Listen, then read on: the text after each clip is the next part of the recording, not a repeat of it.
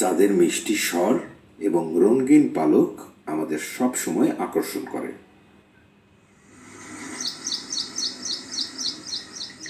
পাখিদের এমন মিষ্টি কণ্ঠ আমাদের কখনো আবেগ ঘন ও স্মৃতিময় শৈশবে যেমন নিয়ে যায়, তেমনি ঋতু বৈচিত্র্যের উপাত্ত হিসাবেও কাজ করে। সকল পাখির ডাকি যে মধুর হবে এমন নয়, কিছু কিছু শব্দ আবার বিরক্তির কারণ হয়ে যায়। তবে অধিকাংশ পাখিদের স্বরই আসলে অতি মনোমুগ্ধকর।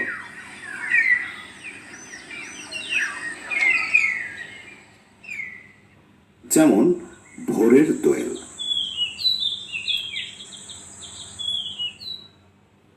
বা একাকী কোনো টুনটুনির ডাক,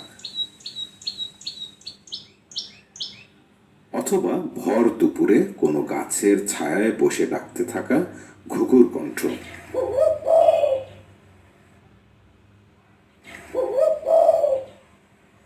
এমন সময় হয়তো শুনতে পাবেন বসন্ত বৌরির গান। কিন্তু শুনতে যতই মধুর বা কর্কশ হোক না কেন, প্রতিটি পাখির ক্ষেত্রেই এই ধরনের স্বর তৈরি করতে প্রয়োজন প্রচুর বাতাসের। তাছাড়া ওরা যখন উড়ে বেড়ায় তখনও এ ধরনের নানা শব্দ তৈরি করতে পারে, আর তাতে আলাদাভাবে অতিরিক্ত বাতাসের প্রয়োজন হয়। কিন্তু সামান্য একটুখানি ফুসফুস ওদের এত পরিমাণ বাতাস কিভাবে সরবরাহ করে?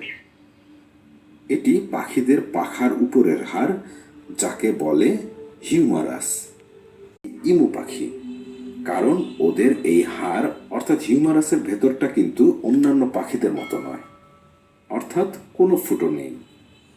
আচ্ছা, পাখিদের সব হাড়ই যে এমন ফাঁপা তা কিন্তু নয়।